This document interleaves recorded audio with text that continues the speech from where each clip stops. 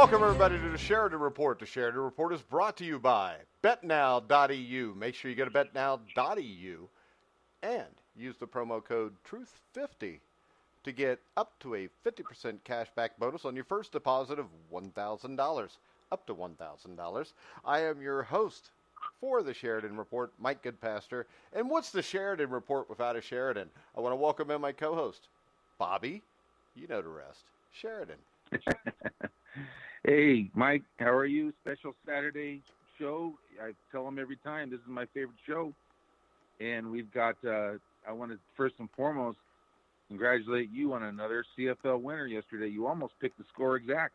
Well, actually, if you listen to our CFL Pick'em show, we do a CFL legend, former CFL legend, Robert Drummond.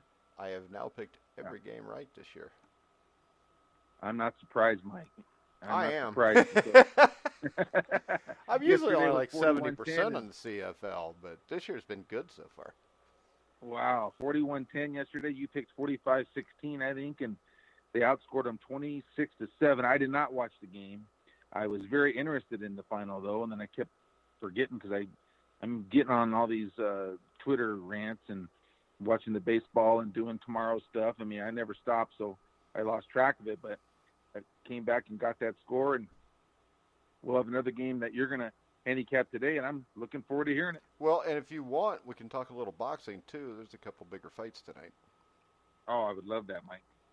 All right, so let's start off with your bread and butter. We're driving the bus with baseball, Bobby. What are you driving us into today? We're driving the bus, Mike, and since we came up with that slogan, we've been very solid. You know, I think that's 12 out of 16 winning days with maybe 3 of those extremely good. We had another extremely good one yesterday, and that's 2 out of the last 3 extremely good. So we'll take that. Yesterday, we just missed the sweep.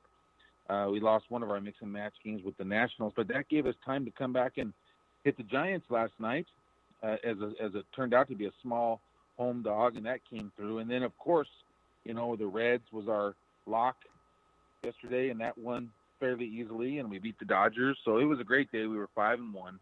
You were 1-0, well, 2-0 because you had the total also. So we were 7-1 on air. And I tweeted just before we came on. I said, you know, can we do it again today? Well, let's try. That's what my son always tells me. You know, well, what do you got today? Yesterday's over. We need to do it again. So baseball, Mike. We've got a 3-teamer today that when I plugged it in yesterday, it was coming up at 420. And today it's down to 366. So there's been some action on our three-team mix and match favored parlay. And let me just give you the games. They are Reds coming back with the Reds. That's a sort of smallish home favorite with Castillo, their ace. And then you got D-backs tonight. That's what we're trying to end it with Zach Greinke. If we can win these first 2, which are the Reds at 110 and the Jays at 107. Okay, those are both favorites. One a small, one a big favorite. Jays with Stroman are a big favorite. They're almost $2 now. And so that's why that parlay came way down. But if those 2 can hit, we'll be alive to Greinke tonight and the D-backs. And, you know, everybody knows how I feel about Zach Greinke. But, you know, we can get to that game. You know, that's game 2 of the Giants series. We had the Giants last night. We said Sean Anderson, 6 innings, 3 runs. Well, we were wrong. It was 5 2/3, 2 runs. Point is, we had the lead going into the late innings, and we held on to that. But see, that's a different ballgame tonight because you got Zach Greinke is a big favorite to have the lead through 6 innings against Drew Pomeranz. I would think so. I think Arizona's going to even up that series, so we're trying to get to them. And I chose, as I said, Cincinnati, a small home favorite, today over the Cubs. We talked about how big a series that was, or that is. Care of business yesterday. And we didn't have to face Babe Ruth, but it wouldn't have mattered. The Reds would have won that. Today's going to be tougher, but I think they win a 1-run game today. And then the other game we used to try to get there was probably the surest winner. Not a great value. I wouldn't bet it straight, but Marcus Stroman at 190. This is going to be a hot commodity. You're going to be hearing his name a lot in the next 3 weeks as we approach the trade deadline. But Marcus Stroman is having a great year, maybe a career year. I don't know if the numbers say that, but I know when I watch with my eyeballs, it says it. And the analytic people don't want to hear that, but people that know how to watch the game don't need that crap. But anyways, Toronto, Marcus Stroman is 190 over Homer Bailey today, and I like Toronto.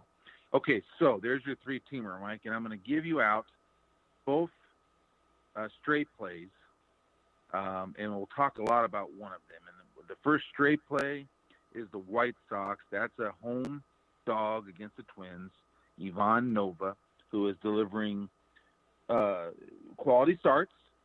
He's been pitching well. We had him last game. He was a winner. He's going up against Michael Pineda, which is not one of the top 3-4 guys for Minnesota. You have Minnesota struggling a bit now, not winning every night like they were. And the White Sox, you know how I feel. We talked about this before. I think they're a coming team. And this is a big series for them. A little bit different than Cincinnati's a big series because Cincinnati's trying to get back and win this thing this year. But the White Sox, they know they're not. But this is a big series because this time next year they want to be there. And those kids and veterans they have, they want to show Minnesota that they're going to be there. So I like the White Sox. So now, top play of the day. It also happens to be the last game on the board. This is a 10-10 start Eastern, 7-10 Pacific. Be a great game to watch tonight. Make a big bet on. I like the Cardinals. This is the Cardinals are at San Diego. Dakota Hudson and Chris Paddock, top 2 rookie right-handers in the league. Eyeball test, numbers, everything tell us that. Now, one of the differences, I think Dakota Hudson is a bit more seasoned at this point with his pitches and his command. This is my feeling when I watch the games. And I think he's going to outduel Paddock tonight. Another key in this is that the Cardinals have seen Chris Paddock once earlier this year, and this will be the Padres' first look at Dakota Hudson, and that makes a big difference the first time through the lineup, a big, big difference. Now, the use of video has come in hugely in the MLB now, and so that edge is a lot less than it used to be. It used to be when you didn't see a pitcher, you had almost no chance first time through. And now it's not so much the case. These guys, they've taken video, in-game video now. They'll go down between at bats and watch in-game. And they've got so much information and da-da-da-da. I kind of think that's one of the things they should take out is allowing the in-game video during the game. But anyhow, I don't know how feasible that is. But Dakota Hudson, I think, will outdo Paddock tonight. And the Cardinal offense is due to burst out. They only scored a run yesterday, but they're capable. I think they'll get it done tonight. If they can get the lead on the Padres and kind of stay away from the back end of their bullpen tonight, I think they can even extend the lead. And this might be an easy win for the Cardinals tonight. So I've got them as my best play, Mike, plus $1.13 on the road at San Diego. We've got the Cardinals. So there's your baseball. All right, Bobby, you want to go to the CFL? I do, Mike. What do you got? I don't know. There's a football game tonight. We got that. That's at 7 o'clock Eastern. The BC Lions on BetNow.eu are 10.5-point dogs with an over-under of 52.5. They're plus 380 playing the Calgary Stampeders. The Stampeders lost their home opener, and I don't think if you would have told people prior to the kickoff of this CFL season that both of these teams would be winless entering their Week 3 matchup. They're both 0-2. Mike Riley now leads the BC Lions. They lost last week at Edmonton, his old stomping grounds. And BC has really struggled to generate offense and to stop opposing teams from scoring. They've got a young coaching staff, a new-look offense that's going through kind of a transitional phase. Calgary was stunned and well beaten by Ottawa last week, or not last week, 2 weeks ago, in a rematch at a Week 1 Grey Cup matchup. When we picked this game, I really want to pick the Lions because I really like Mike Riley. I think Riley is a good enough quarterback to the one key here is BC's offensive line is not going to be very strong tonight. And Calgary's pass rush, though, is also a serious question. So I think it's possible Calgary could overrun them. But I also think it's possible with Calgary's pass rush not being that dangerous. I think that with Mike Riley, I think he'll play good enough that I'm going to take the underdogs into 10.5 points. And I'm going to bet the over at 52.5. And maybe I'm living in the past with taking the over, but when you got Bo Levi Mitchell and Mike Riley, 52.5 seems fairly low to me. So I'm going to bet the over, and I'm going to take the dog with the points, Bobby. Oh, my music to my ears. You know that. Plus 10.5, over 52.5. This used to be one of my favorite plays. it's against conventional wisdom to take the dog with the over because a lot of people associate the dog with a lower scoring game. But you know what? Not in this league. Not from what you've been teaching me. I well, love not from the dog quarterbacks that are on the field for this game. Yeah, okay. Yeah, 52.5. So, all right. So what do you got for a score? Damn, now I got to give scores. Are you going to call the upset or not is what I'm saying. No, I that's why I'm just going to take the points. I'm going to say 38-28 Calgary. Okay, all right. We'll cover by a half a point, Bobby.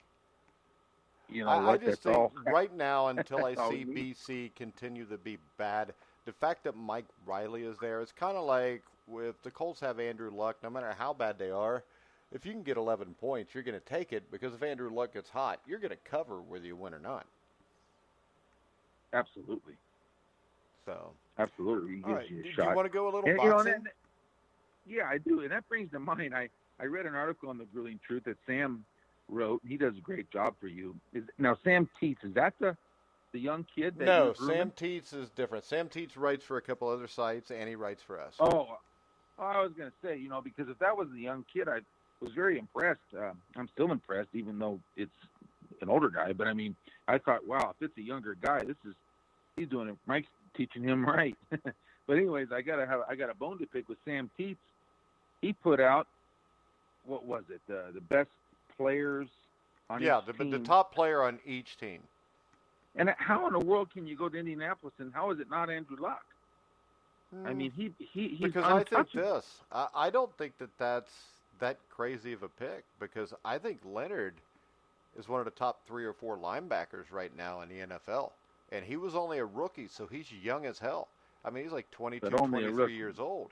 He was a rookie last year, but as a rookie last year, he may have been the best linebacker in the AFC. Wow, I know. Yeah, and he missed the Pro Andrew Bowl Luck, game too. I don't think Andrew Luck looked like Andrew Luck at his best last year. I mean, he was really good. But if I was to put a top 10 quarterback list together right now, Andrew Luck would probably fall somewhere between 5 and 7. So I don't think it's that much of a stretch. Now, it is a stretch if Andrew Luck comes back and he's got the arm strength that he had 3 or 4 years ago.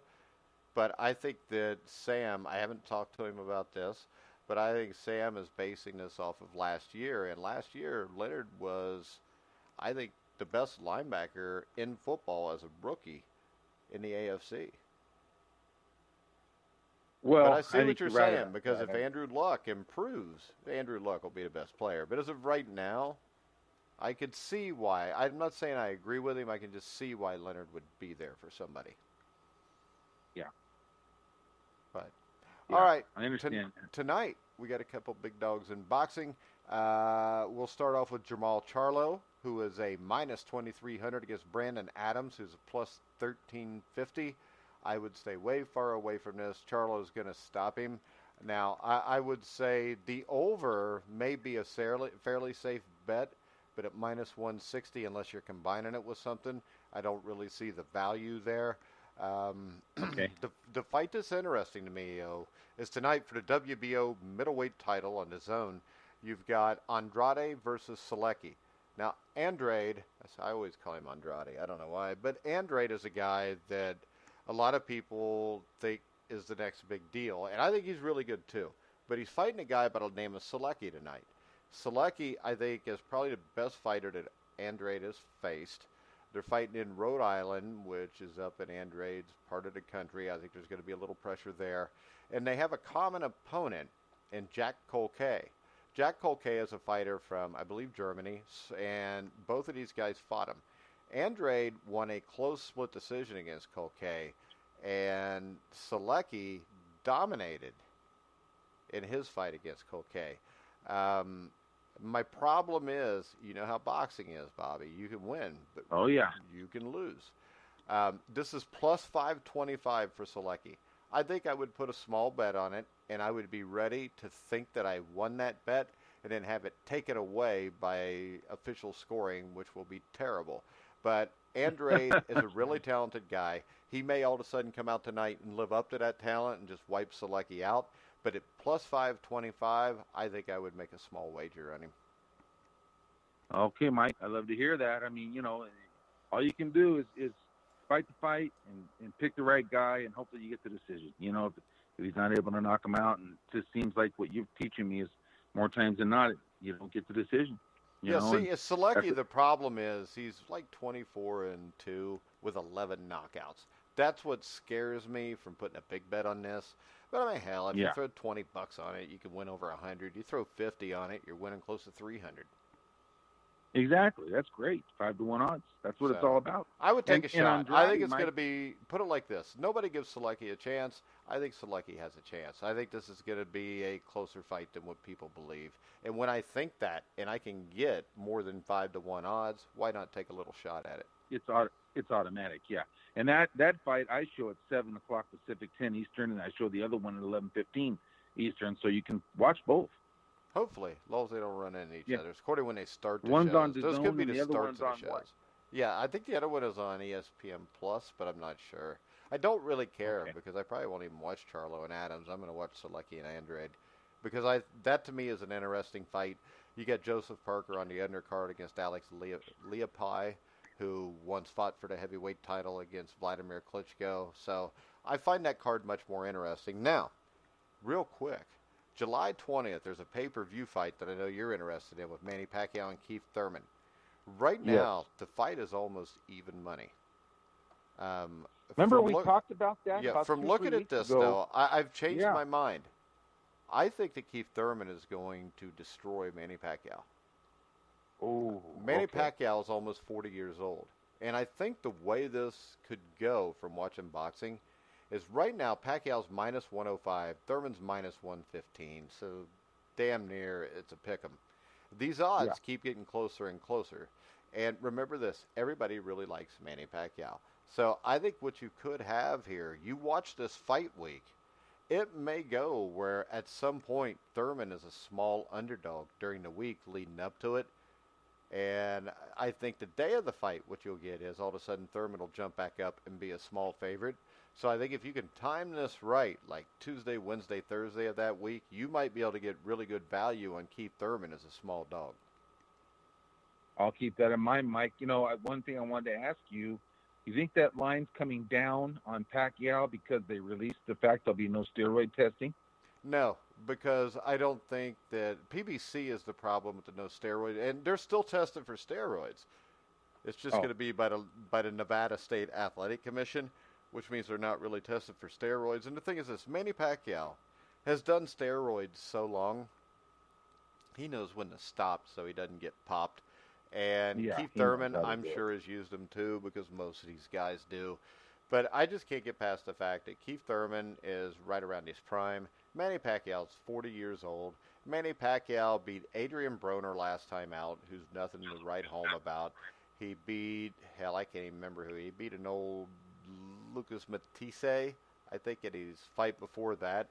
And before that, you had him losing to Jeff Horn, which was a close fight. So the thing to me is, I haven't seen Manny Pacquiao really look like Manny Pacquiao since before he fought Floyd Mayweather. Probably 2012, 2013 is the last time he looked like Manny Pacquiao. So I think when I initially looked at this, I think what people have a tendency to do, a perfect example is Muhammad Ali versus Larry Holmes.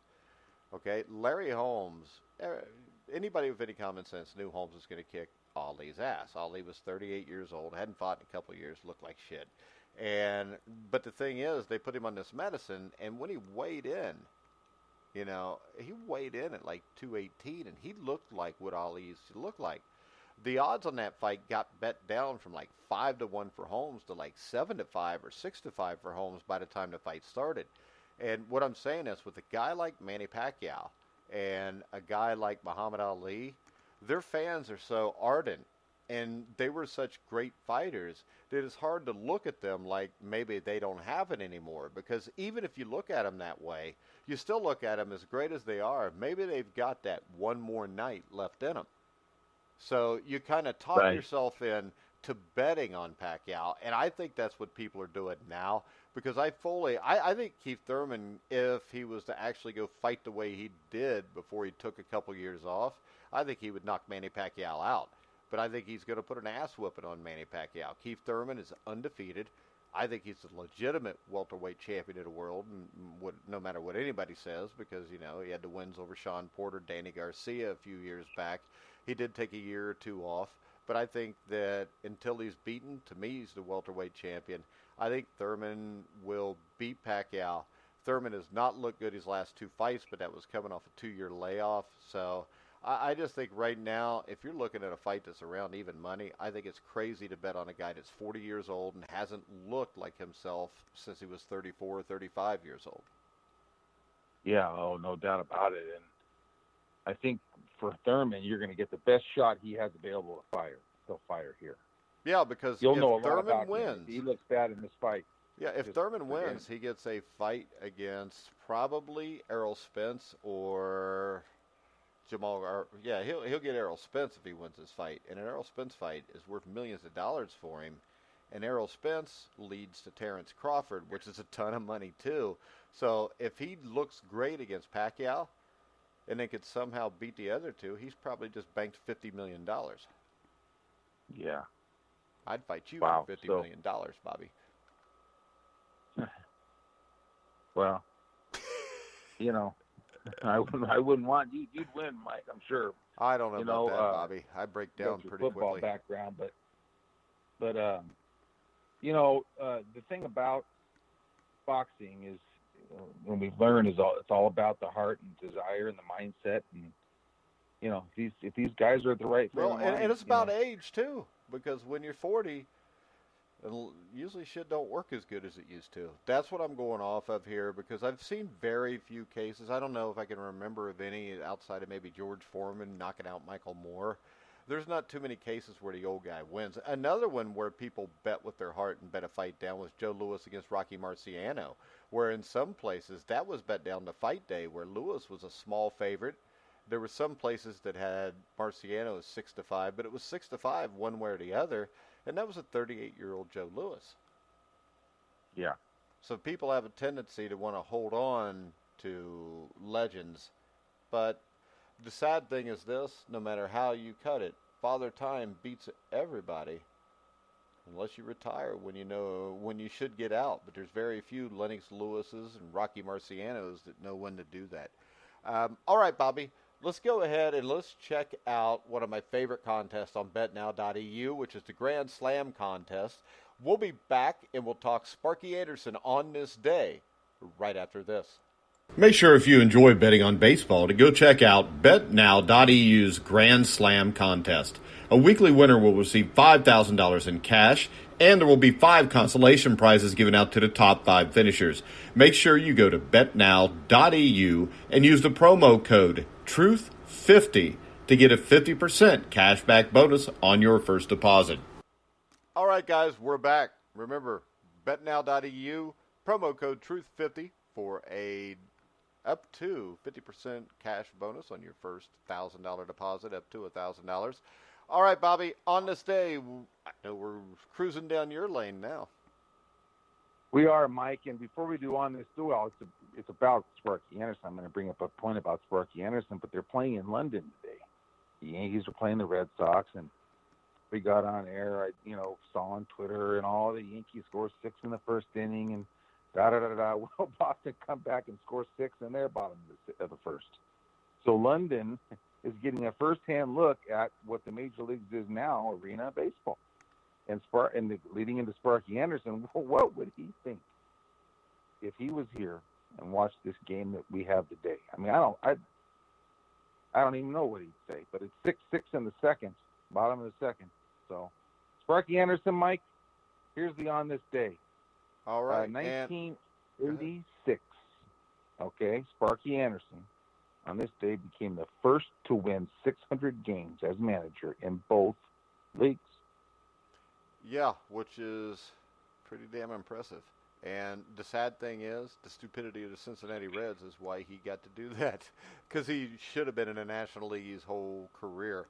But the interesting thing with me is Sparky Anderson, I've seen a lot on him because I'm a huge Reds fan. And I know he played on the 1951 American Legion team that won a national championship at Briggs Stadium in Detroit, which of course was later named Tiger Stadium, which is the place where Anderson later managed the Tigers. How cool is that he goes back to the place where he won a National Legion championship? The team he played on at Dorsey High School won 42 consecutive games. He was an all-city player. The interesting thing was Ron Dado. And Ron Dado is a guy that nobody really talks about much because it's college baseball.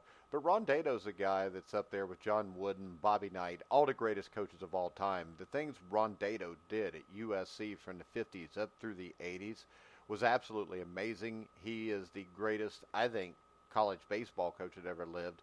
And if you actually listed the top 10 college coaches of all time and you didn't worry about who played what sport, I think Ron Dado would be in that top 10 for just about anybody. But Dado offered him a partial baseball scholarship to USC. Anderson never went, though, because a Brooklyn Dodgers scout he had met years earlier on the sandlots while playing sandlot ball. Yeah, the Brooklyn Dodgers scout was going to watch the kids play sandlot ball. So I don't know if he's a pedophile or looking for players. Could be either. But offered him, I was going to say the guy's name, but I'm not after I just said that. I shouldn't have said that. Offered him a $250 a month to play for the Dodgers Santa Barbara team in the Class C California League. Anderson's parents knew and trusted the scout, and by the time Anderson graduated from high school, he moved up and started playing there. Sparky was only, I think, 5'9", and he went on to play minor league baseball with the Santa Barbara Dodgers. He played 161 games, or 141 games, and hit, I think he was in the 250s or 260s, just an average hitter. And the interesting here is the player manager at Santa Barbara at that time was George Sugar. George Sugar was a man that Anderson would later invite to coach for him in Cincinnati. And if you remember the 1976 World Series, when you watch Johnny Bench's second home run to make it 7-2 in like the 8th inning, you hear Sparky Anderson, when they got him mic'd up, go, "Hey, Sugar Bear, we're going to be world champions again."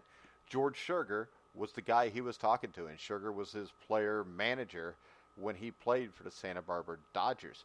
And, you know, the thing about Sugar that I read, and this was something that really influenced Anderson, was Sugar wanted to win so badly that whenever his team lost, and this is baseball, you're playing over 100 games a year, but every time his team would lose, they would have extra practice the next day before the game.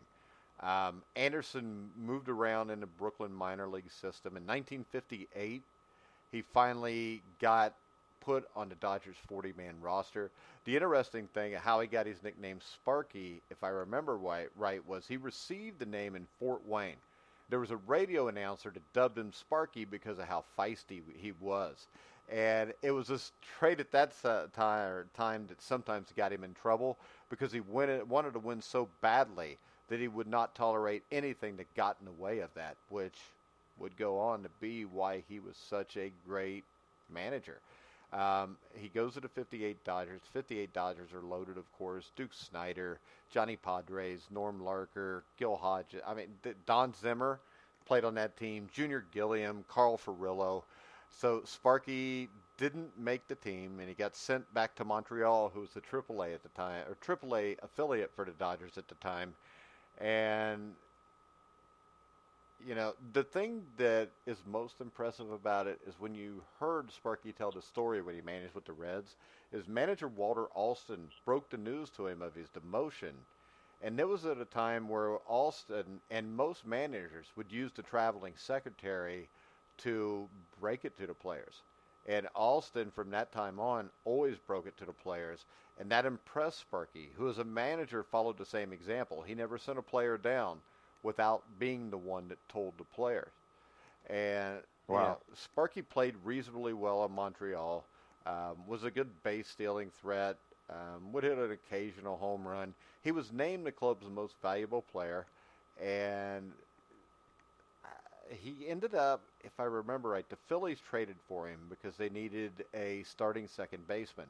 So Sparky gets to the big leagues on opening day 1959, and it's against the Cincinnati Reds at Philadelphia's Connie Mack Stadium. In the 8th inning, in his first game, he singled home what would be the winning run of a 2-1 game.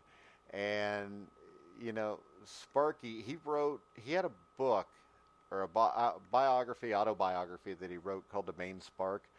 And he wrote that the media attention on that opening day was the only media attention he ever got all year because he played like 152 games, batted .218, drove in 34 runs, and it was the only year that he played in the major leagues. And I know he said in that book, he said that year made him realize that he was never going to be a professional baseball player, but he still wanted to be in baseball. And Sparky was to the point where I think he was playing in Toronto on a minor league team, and he was about to quit. Now, here's where it gets interesting. A lot of people don't know this. The owner for Toronto at that time was Jack Kent Cooke. And the Phillies were wanting to bring Sparky back to see if he could make the club in the early 60s. And Jack Kent Cooke offered him $10,000 to play, which was $2,000 more than what Philadelphia was. And because he had bills to pay, he went ahead and he did that. And Cooke planned on selling him to a major league club because they used to do that back then, if you remember. They would just kind of sell you.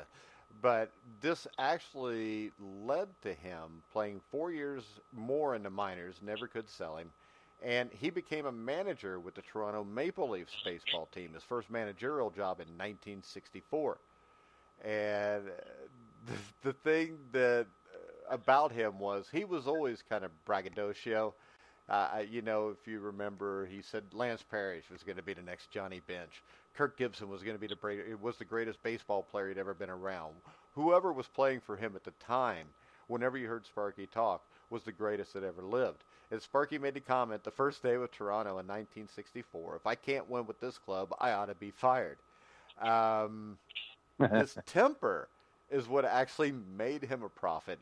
He was fired at the end of the first season and soon realized that jobs for managers that couldn't control their emotions during the game were very few. And by his own admission in his book, he said that he was lucky to get his next job with the St. Louis Cardinals Farm Club in Rock Hill, South Carolina in 1965 because the Cardinals were desperate to find a manager. Just before spring training, and remember this name, Bob Howsam was the Cardinals GM. And he ended up hiring Sparky. And his relationship with Howsam ended up being the association would prove advantageous to him a few years later because in 1968, when Howsam was named the GM of the Cincinnati Reds, Sparky was hired to manage the Reds minor league club in Asheville, North Carolina. Now, Anderson couldn't ends meet paying his bills, even being a minor league manager. So he actually took jobs. If I remember, it was like he had a factory job at one point in the off season. He even had a off season job selling used cars. And he even had a job during the season at like midnight to 5 in the morning stocking shelves at Sears. And then after 5 years as a minor league manager, he landed a major league coaching job with the San Diego Padres in 1969. And at the end of that season, he accepted a job coaching with the California Angels under his old mentor, Lefty Phillips, who was the scout with the Brooklyn Dodgers. He never took that job, though, because while the ink was still drying on Anderson's contract with the Angels, the California's general manager, I think was Dick Walsh at the time, received a phone call from Bob Howsam, the Reds GM, who requested permission to speak with Sparky about the managing job in Cincinnati. And it was Walsh who broke the news to Sparky. The great thing about this is I remember my grandma on my mom's side was a huge Reds fan. And she had this newspaper, and I used to look at it when I was little because I remember going to her house, which she would watch this when my mom and dad would go out. And I remember this big stereo, with the big record player. We'd listen to the Reds games, and she had a scrapbook, and in the scrapbook there was a Cincinnati newspaper from when they hired Sparky Anderson. And there's a picture of Sparky on it. I could still see it. And at the top of it, it said Sparky Who? Because he was only 35 years old at the time, and he was generally unknown to the public. And the Reds manager at the time, 68-69, was Dave Bristol. Dave Bristol was a hell of a baseball coach, and he got along really good with the players. So there was a lot of people that thought Bristol should have kept a job. I mean, because you had guys like Johnny Bench, Tommy Helms, Lee May, Tony Perez, Bernie Carbo, Bobby Tolan, and you had Gary Nolan. And Gary Nolan with Johnny Bench, those are two guys that I think broke in late in 68, and they were both like 18 years old. It was either 68 or 69. So he walked in to maybe one of the greatest farm systems in the history of Major League Baseball. And when you look at it, Sparky said he was overconfident. But like I said, how can you not be? You had Johnny Bench at catcher, who was the verge of a breakout career season, and he had that in 1970 when he hit over 40 home runs. You had Tommy Helms, who was a great fielding second baseman. I still got a Tommy Helms autograph here, too, somewhere, because my dad knew somebody that knew Tommy Helms, and I think Tommy lived in the Carolinas when he was playing, and he was playing with the Pirates at the time in, like, the mid to late 70s, and he actually sent me an autographed picture. You had the Big Bopper, Lee May. You had Doggy, Tony Perez, Bernie Carbo, who was actually drafted ahead of Johnny Bench, I think, in 1968. You had Bobby Tolan, who was a very fast player, great player. Of course, you had Pete Rose. And the Reds finished in third place in 1969, but they won 89 games. And this team was primed to be huge winners. And in 1970, the team brought in rookie shortstop Dave Concepcion, pitchers Don Gollett, Pedro Borbon, and in July of that year, I think the thing that may have been the real catalyst here to really set this off is they moved from aging Crosley Field into Riverfront Stadium. And the thing that really made Sparky Anderson so brilliant was he built that team to play on that field. That was those old AstroTurf fields where if you didn't play deep, that ball bounces once in front of you, it may go over your head all the way to the wall. And he had guys like Joe Morgan, Pete Rose, Dave Concepcion, and he had to go out and trade for Cesar Geronimo, Joe Morgan, all these guys. He made those trades. George Foster around 1972 or 73. And, I mean, it was just, he pushed all the right buttons, either him or Bob Howsam, or I think it was both of them. And if you remember, a lot of the Reds players referred to spring training as slave camp with the Reds because Anderson brought the work ethic that he'd learned growing up through the minor leagues.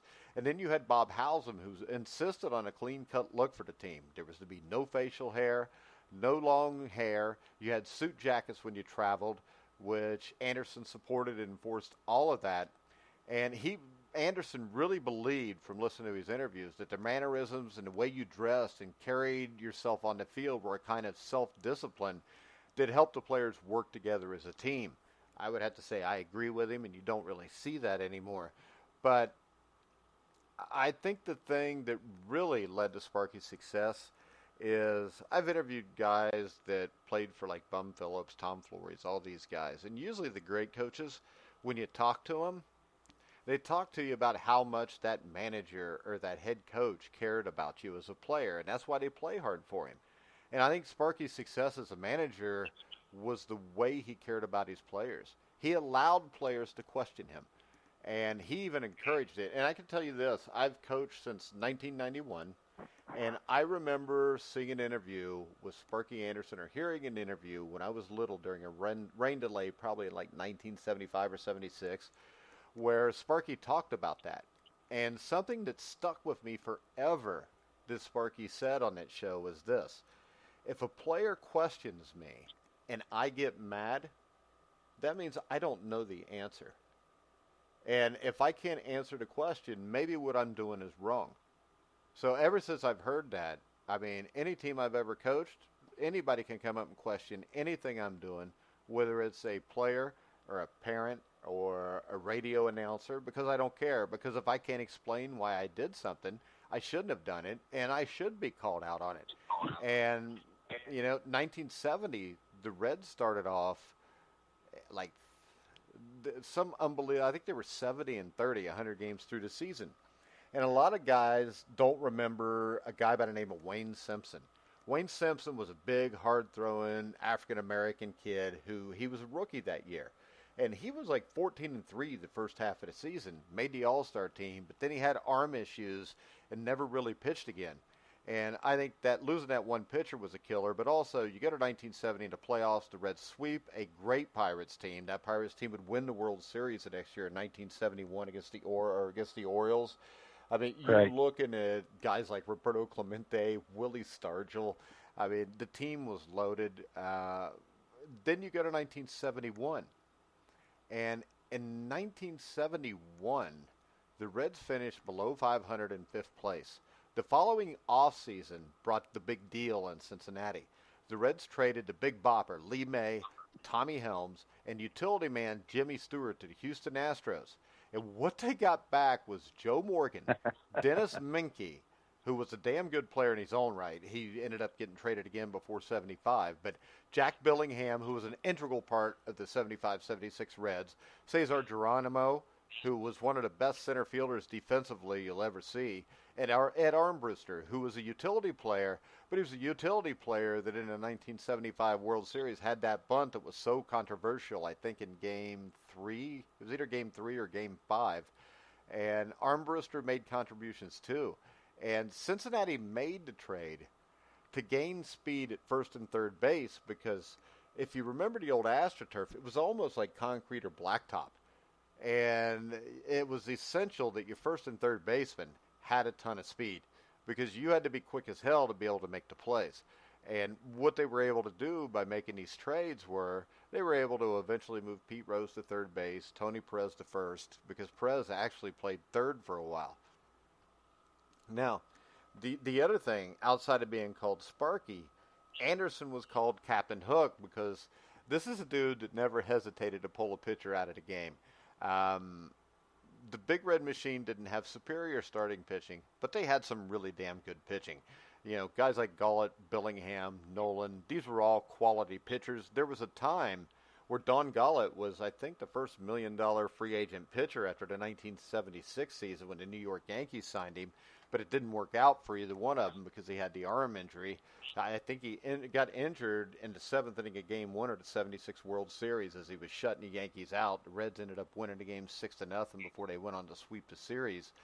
And the Reds in 1972 returned to win the pennant.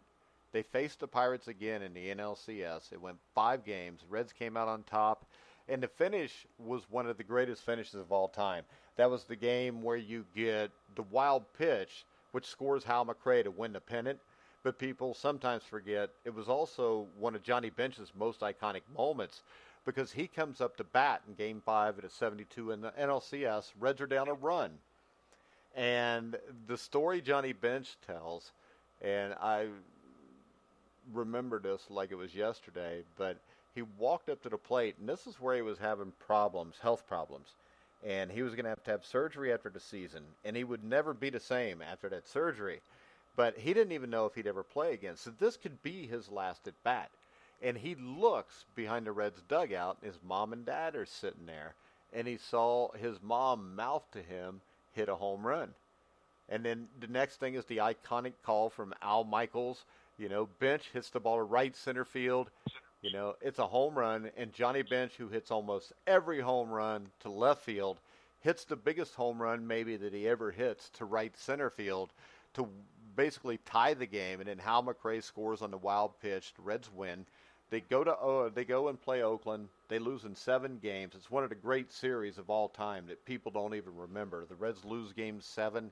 I think Pete Rose hit one to the warning track with a runner on, 2 outs in the bottom of the 9th at Riverfront Stadium. And I think Joe Rudy made the catch, but I'm not 100% sure. And that was a series where Joe Rudy and Gene Tennis especially played out of his mind, which is how they won that series. And then 1973 comes. Reds win the division again.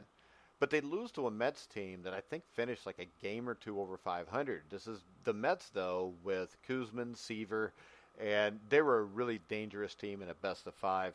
1974, they finished second. They finished second, winning 98 games behind the L.A. Dodgers. Dodgers lose to the A's. Crazy. Now, the Reds team of 75 and 76, I think, secured the label of dynasty and made them one of the greatest, if not the greatest team of all time. In 1975, they took first place early June, never relinquished it, and they won 108 games. The Dodgers that year won like 88 or 90 games and finished 20 games out of first place. And the Reds came out and just destroyed the Pirates. And then they go to the 1975 World Series, which I think will go down as the greatest the greatest World Series of all time. Thing about that series people don't remember is this. Jim Rice, him and Fred Lynn were two of the best rookies in baseball that year. Jim Rice was injured and couldn't play in the World Series. But this goes down as, I think, the greatest World Series of all time. And I think when you watch this, I think Sparky kind of coached managed the first few games of this World Series kind of cautious. Because I think he was cautious about feeling overconfident. Because he talked about how in 70, 72, 73, he was so sure they were going to win he wasn't even worried about it. And the opening game of that series, I think, was a huge eye-opener. Because that game is 0-0 in the seventh inning. They faced Luis Tion. And Luis Tion had that funky motion where he'd be looking in center field. The next thing you know, he's throwing the ball by you. And he pitched one of the greatest games I ever saw in Game 1. And Game 1, he shuts out the Reds 6-0. The Red Sox explode for like 6 runs in the last couple innings. And Game 2 was another close call for the Reds. There was a long rain delay, and the Reds actually got a game-winning hit at the top of the ninth to win the game 2-1. Game 3 went extra innings. Tion pitched Game 4 and got another win. I think they beat the Reds like 5-2 or something in Game 4. Game 5, the Reds come back and win. And then the series returns to Boston. And the thing that made this even that much bigger is the fact that Game 6 was rain delayed for 72 hours because of constant rain. And Game 6 ended up being one of the greatest, probably the greatest baseball game I've ever seen. And Captain Hook, for some reason, pulls Gary Nolan after 2 innings, trailing 3-0. But Luis Tion's pitching in this game because of all the extra rest he got because of the rain delay. But this time the Reds get to Tion. And they go from being down 3-0 to, by the 8th inning, leading 6-3. And now I can tell you this. I remember watching this with my mom, my dad, and my sister. We think the Reds are going to win the World Series. We think it's over. And maybe the Reds thought that too. Pedro Borbon, if I remember right, put 2 runners on. He got the hook from Captain Hook. He was replaced by Raleigh Eastwick, who got 2 batters out. Then Bernie Carbo, who was considered a bust as a former Red. This is a number 1 draft pick who never really made it. He bounced around as a journeyman after Cincinnati. He comes up to pinch hit. Carbo had already hit a pinch homer in the series. I think it was Game 3 or 4. I can't remember which one. And Sparky didn't figure that he had another one in him. But on a 2-2 count, Carbo drove the ball over the center field wall to tie the game. And after the Reds were retired in order in the 9th, this is where the game gets even better. This is a game that I've probably only seen 6 or 7 times because the Reds didn't win it.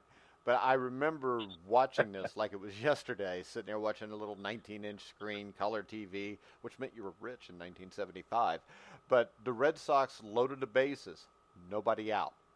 But they were unable to score, and the pivotal play was a double play ball where the ball is hit, foul down the left field line.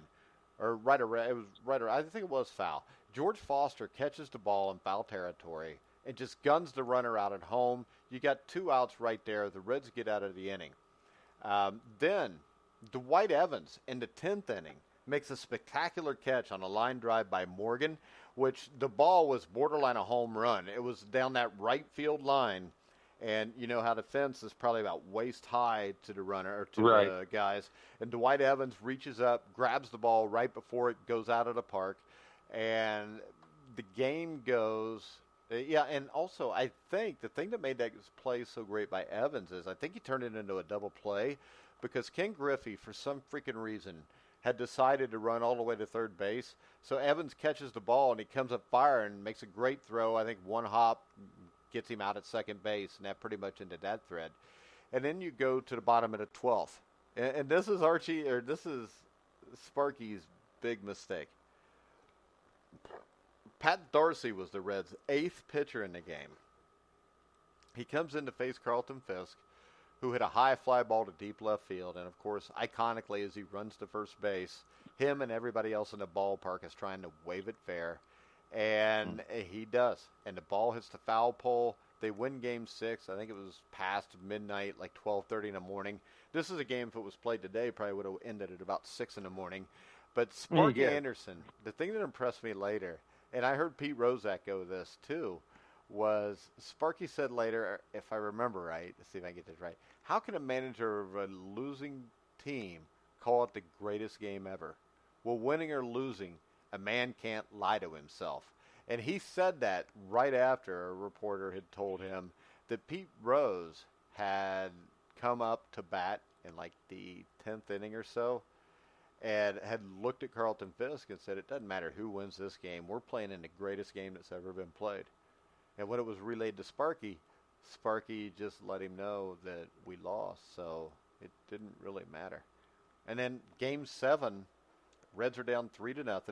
I think it's the 5th or 6th inning. And was it Bill Lee with the old Ephus pitch? And that Ephus pitch struck him out earlier in the season or series. He comes up down 3-0, one runner on, and jacks a 2-run homer to get us back in the game. The Reds back in the game to make it 3-2. And then, of course, Joe Morgan hits a bloop single in the bottom of the 8th.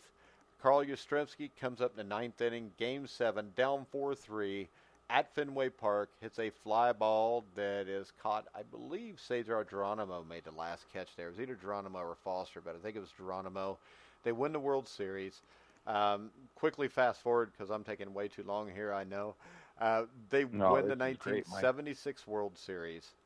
77 and 78, the Reds finished behind the Dodgers. And 77 was a worse year. 78 was a much better year. They finished second again, though. The Big Red Machine had started being disassembled at the end of 76, where they let Don Gollick go. And then the big killer was Tony Perez. Tony Perez was kind of catalyst. He was the leader of that team. And he was the one, like in 75, they're down 3-0 in Game 7. He's the guy that hits the 2-run homer to get them back in the game. And they basically slowly disassembled this team. And after 1978, since winning a World Series was expected, Sparky was fired. And the reason he was fired is this. 1978, Bob Howsam retired after the season. And they brought in Dick Wagner to be the general manager. There's never been a more apropos name than Mr. Wagner being called Dick, because he basically ruined this entire thing. And Sparky Anderson was fired. He was upset about the way it happened. The Reds had just finished a tour in Japan, and management did not want to fire Sparky before the Japan trip had been completed. But it was late. Most major league teams had already chosen their manager for the coming season. The firing was unpopular with fans in Cincinnati, which is a huge understatement, and with the players. And Joe Morgan said, Sparky's firing was wrong, and to this day I don't understand it. It was a blow Sparky didn't see coming. Now, Anderson, a lot of people don't know this, but Anderson, I got this from reading his book, was really close to signing a long-term contract to manage the Chicago Cubs in 1979. And about that time, Detroit general manager, I think it was James Campbell at the time, got wind of the deal. He contacted Sparky, who realized that the team was filled with young players. They were basically in a better shape. They were close to being in almost the same kind of shape the Reds were in the late 60s in the farm system. And Anderson, what he most enjoyed, I think, was mentoring young players because of his minor league days. So he switches and goes to the Tigers. And this is the other thing. Sparky, at that first press conference, made the comment, one of his predictions, saying the team would win a world championship in 5 years. That's 1979 when he took the job. Now, bingo. He had talent. Alan Trammell, Lou Whitaker, Kirk Gibson, Lance Parrish, Jack Morris, Dan Petrie. I'm not forgetting anybody. I think those are the main guys. And he was confident. And I think that the one thing that Sparky was best at was he realized you needed discipline and had to conduct yourself as a professional. And I think he was really good at teaching that. And the perfect person to talk about that was Kirk Gibson. I saw an interview of Kirk Gibson before the '88 World Series where he hit the iconic home run. And I remember him saying something to the effect of, he wanted you to learn the game of baseball, but more importantly, he wanted you to learn how to treat people right. And he said, really, in the end, it probably took him about 5 years to get that through to me. And as Anderson did in Cincinnati, he kept an open-door policy. And his big saying was always, if you carry yourself proudly, you look like a pro. And in 1981, the Tigers surprised the American League, where they made a run at the East Division pennant during the second half of that strike season. And then in 1983, the team showed more potential. They won 92 games. And then, of course, 1984 was magical for the Detroit Tigers. It was their greatest season since 1968 when they beat the Cardinals in the World Series in Game 7. And the 84 Tigers led wire to wire. I think they were the first team to do that American League style. And they won their first 9 games in a row. That included Jack Morris's no-hitter at Comiskey Park against the Chicago White Sox. And they started off unbelievably, 35-5. And this really, probably the closest team that had a start like that would have been the 1970 Cincinnati Reds that Sparky coached. And they ended up winning 104 games. And they go and they play the Kansas City Royals, who the Royals had a good team. They weren't what they were in the 70s or real early 80s, but they swept them. And I think what Sparky had in Detroit, which he never had in Cincinnati, was he had 2 superior starting pitchers to lead his rotation. Jack Morris, who pitched that no-hitter in April, and you had Dan Petrie. He was a hell of a pitcher. You had reliever Willie Hernandez, who was acquired in March of that year in another outstanding trade. And he won the Cy Young and the MVP. And the pitching was not the team's only strength. This is a team that was built similarly to the 75-76 Reds because Alan Trammell was an absolute stud. Lance Parrish was an all-star that year, and he won the second of his 3 straight Golden Gloves, and I think he hit over 30 home runs. And the other thing that I remember, and we'll go ahead, we'll wrap it up on this because I'm going on forever, and I need something to drink. I don't mean beer, I need some water. But I think the quote that was really great from Sparky Anderson after they won the World Series in 1984 is Sparky said he felt vindicated and that no one will ever question me again. No matter what happened in the post team, the best team won. I managed them, and I'd done this twice with 2 different sets of teams. And with this Tigers team, I basically built this team from the ground up. So they swept the Royals in the ALCS, and then they ran the Padres out 4-1, fairly easily. And he would go on, and there would be no back-to-back championships like 75 and 76. They were still competitive. The last time he got them to the playoffs was 1987. The thing about that was nobody expected the 87 Tigers to do anything, and in May they were in last place. And Anderson chose that time to make another one of his predictions, saying this team would be in the race by the end of the season. The Tigers started putting winning streaks together, and before you know it, they ended up playing a season-ending series against the Toronto Blue Jays. And this was one of the great pennant races over the last 2 weeks where Detroit went to Toronto, then Toronto had to come back to Detroit. And on a Sunday, I remember I was at Indiana State University, and on a Sunday afternoon, I remember watching the game. It was like 1 o'clock. It was the ABC had gotten the rights to show the game since it was basically for the division. And the Blue Jays come out, couldn't do anything. The Tigers win the game 1-0. I think Doyle Alexander, who they traded for in mid-season, won the game. They would go on to lose to the Twins in 1987 in the ALCS.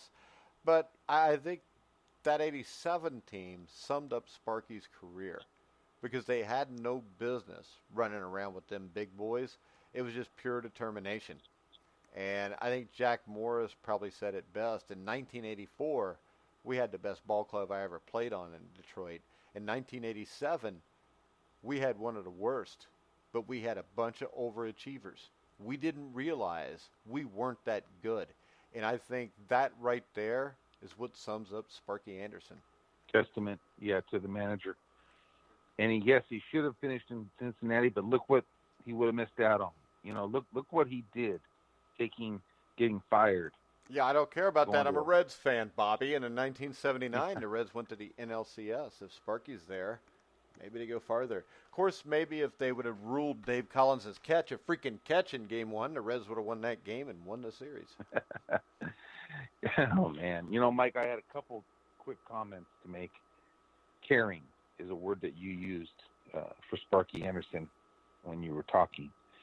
And just the other day, I put a tweet out it was a 1984 brawl with the Braves and the Padres. And I was recollecting on that.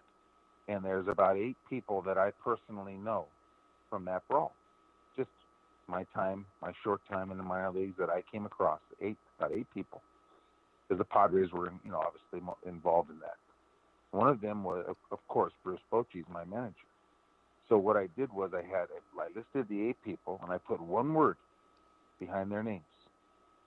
And the one word I put behind Bruce Bochy was caring. Yeah, that's why he's a great manager. It's why he's so successful.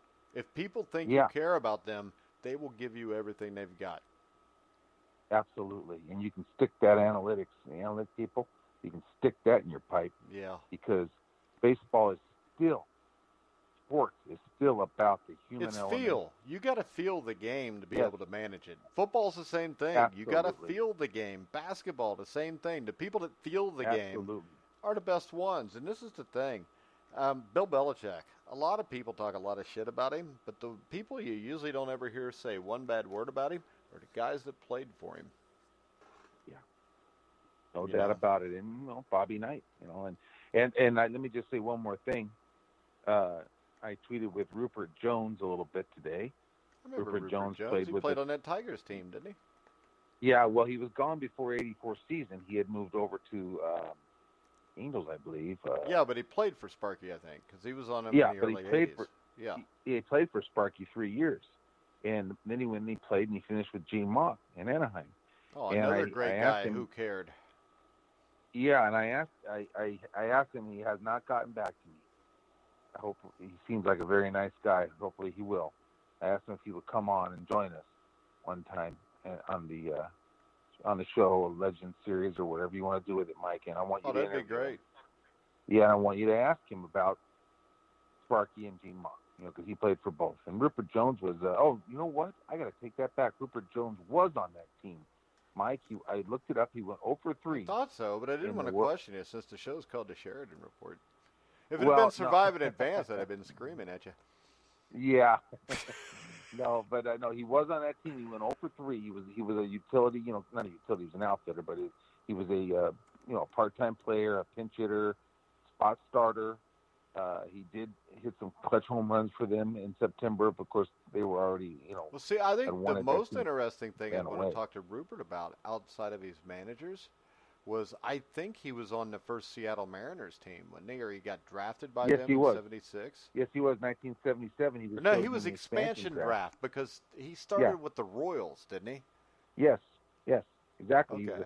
He was the first. Yeah, he was the expansion draft from the Kansas City Royals. And anyhow, I posted a 1986 game just about before we came on air. It was the Angels' last postseason win before they won it in 2002. They went on that run in 2002. Might have been Game 4, 85 or Game 86 4. ALCS. Yeah, that was a great game, Mike. too. Wasn't that extra innings? Yep. When extra innings, that was the famous Game 5, excuse me. It was the famous Donnie Moore game where Gene Mott took out. They lost that game, though. Yeah, they lost that game. That's right. The one I'm talking about is Game 4. You're correct. Yeah, Game 4 they won because I think with that series they split the first 2 in Boston. And then they won games 3 and 4 at home. And then, of course, you had the fateful Donnie Moore game where Dave Henderson hits the home run. And I'll tell you, that is one game that I would put up there with the 75 Game 7. Oh, man, it was unbelievable. 75 Game 6. That was a great game. That was a great series. But the only problem was, after that home run, the series was one-sided because they went back to Boston, and Boston pretty much smoked them in the other 2. Yeah, they blew them out. And so Rupert Jones hit leadoff in that Game 4. And the Angels won 3-2. Roger Clemens was the starting pitcher for Boston that game, and Rupert Jones had a double, and he also walked 4 times. and that was the last Angels win in the postseason until 2002. Well, see, the other thing now you want to talk to Rupert Jones about, because I think he made a couple All-Star teams, and I think that 1980, he sued A's owner Charlie Finley. Oh, wow. Because of the Oakland Alameda, because he's the one, I remember This Week in Baseball, he ran full speed into the wall chasing a Tony Armas fly ball, and he separated his shoulder hitting the wall, and I think that he actually sued Charlie Finley because he said the wall was too hard. Yeah, there's no safety. Yeah, because the thing was, that happened in late August, and that put him out for the rest of the year, and he actually missed playing in the playoffs for the Yankees too, which ended up being missing playing in the World Series. Wow, yeah, 81, right? Yeah, and let's see. He was a Padre too, right before he went to the Tigers, which makes it interesting because I think he played for the Padres till 83, and then he went to Detroit. Right. That sounds about right, Mike. Yeah, he snuck the Padres in there. Anyhow, I'm hoping he comes on. It seems like he will. And I got one more story here. I just remembered Larry Herndon and Chet Lemon. Those were the other two outfielders. I just thought. Oh, yeah, tremendous. And don't forget Darrell Evans. Yeah, Darrell Evans. He played first base on that team, I think. Yeah, he played first base. That was one of the greatest teams in history. That team has to go down as one of the greatest teams in history. 76 Reds would have swept them. I don't know. Come on, let's go. Who's your first baseman? Darrell Evans. Well, Darrell Evans. I will take Tony Perez. Who's your second baseman? Lou Whitaker. I will take Joe Morgan. Who's your shortstop? Alan Trammell. I'll give you Alan Trammell. Third base? Third base, I think the Tigers went with a couple guys. They had a couple different platoon guys that played there. So we'll go with Pete Rose, even though I hate him. Catcher, you got Lance Parrish. I got Johnny Bench. In center field, you got Chet Lemon. I got Cesar Geronimo. I think it's pretty close, but I actually think Geronimo was a little bit better player. And I think people forget, in the mid-'70s, Geronimo was batting 300 because he batted 376. Left field, I got George Foster. You got Larry Herndon. I'll take George Foster. Right field, I'll give you Kirk Gibson over Ken Griffey, but I don't think it's as big a difference as people think. And pitching-wise, I think the Reds' bullpen was better. I know that the Tigers had Hernandez, but you had McEnany, Eastwood, Bourbon, Carroll, loaded bullpen. And if you're going to throw Jack Morris out there, you give me a healthy Don Gullett, I think that's a hell of a matchup. Now, I do think that the rest of the starting pitcher, I may give a slight edge to the Tigers, but I think the Reds' pitching is underrated. Well, yeah, anytime a team wins a World Series, they've got pitching staff. Well, especially when in 1976, team ERA for the World Series in the playoffs was 2. So, all right, what else did you have before we wrap it up? I got to go get I was just going to say one more thing, Mike. We talked about that fateful 86 Donnie Moore game, which, turned into, Donnie Moore killed himself, Mike, and you know that. And I've told this story once, and I want to tell it just one more time, and I'll make it quick. Donnie Moore, for those the fans, he wound up coming in and he threw a forkball to get a hit out of the park by Dave Henderson, and the Angels went on and lost that series. Well, fast forward to 1989, 3 years, Donnie Moore took his life. He committed suicide, also shot his wife, I believe. In that, I'll have to look that up. I'm pretty sure he did, and committed suicide. And I was in Spokane, Washington. I was playing minor league ball, rehabbing off my surgeries. I had 2 Tommy John surgeries. Bruce Bochy was my manager. And I was down underneath in the clubhouse at Spokane Indian Stadium, which used to be a AAA field. So it was seated 10,000 people, had a clubhouse, the whole shot. Even though this was only A-ball, we were playing in a nice big stadium. I was down underneath in the clubhouse, and probably just before the game. And I used to like to work out, get all that in, and then I would go shower. And then put my uniform back on, and I would already have showered. So I'm sitting there watching the game. I come back up, I'm going to start watching the game, but I had heard this news about Donnie Moore. It was on the radio down there. And I, not knowing, I said, hey, Bruce, he was there getting ready to go coach for third base. Managers in minor leagues, a lot of them coach third base. he's getting ready to go out. And I said, hey, did you hear what happened to Donnie Moore? And he said, what? Because, the way I said it. And I said, he just shot himself. And Bruce sat down like he had been shot himself. And he just leaned up. I'll never forget it, back against the wall there. He was sitting on the bench. And he almost like he was ready to throw up. And I said, I'm really sorry, Bruce. Obviously I could see what happened. And then later on, I come to find out, he was very close with Donnie and the family members, the wives, and they used to vacation, and all this. And I had no idea. I wouldn't have said anything. I'd let him find out another way or something, But I was the one that told Bruce Bochy about Donnie Moore, And now, so anyhow. The interesting thing is this. I looked it up. This is what happened, and this is really messed up. On July 18th, 1989, Moore had an argument with his wife, Tanya, and shot her 3 times with a .45 pistol.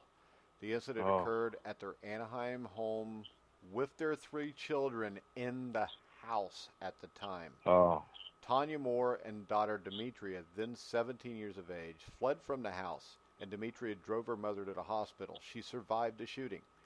Back inside the house, still in the presence of at least one of his sons, in front of his son, Donnie Moore put a gun to his head and pulled the trigger.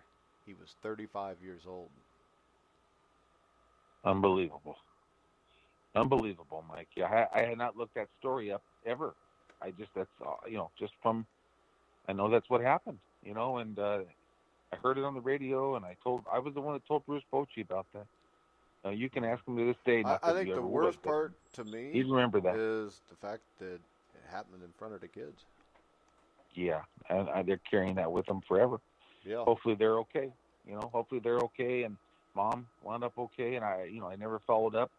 Maybe we can look that up and see how the kids are doing. But, Donnie Moore was a hell of a reliever, and he lived with those demons, whatever demons he had, in 89. Crazy. All right, guys. We're going to go ahead and wrap it up because I actually forgot we were even doing a show. I thought we were just talking. Me too, Mike. All right, make sure you check out our sponsors. The Handicapping Guide with Phil gives you 4 or 5 tracks, $5 a day. Check them out, THG. Halfway down the website on the right-hand side, thegruelingtruth.com. BetNow.eu, where you can get a 50% cashback bonus on your first deposit up to $1,000. Also, Seat Giant, where you can get 5% discount by using the promo code TGT for all your ticket needs. And I want to remind everybody, we will be back Monday to talk a little Toronto Argonauts, Saskatchewan Roughriders, CFL football, and also look at the top picks of the day in Major League Baseball, and of course, on this day, which probably won't go for an hour next time. This is the longest show we've ever done without Risley, Bobby. Hey, you know what, Mike? It was great. I enjoyed every minute of it. All right, guys, we're going to wrap it up. Remember, you can hear all of our shows on iHeartRadio, iTunes, TuneIn, Spreaker, Stitcher, Spotify, wherever you find sports podcasts, you'll find The Grueling Truth. So, for Bobby Sheridan, I'm Mike Goodpastor. You've been listening to The Grueling Truth, where the legends speak.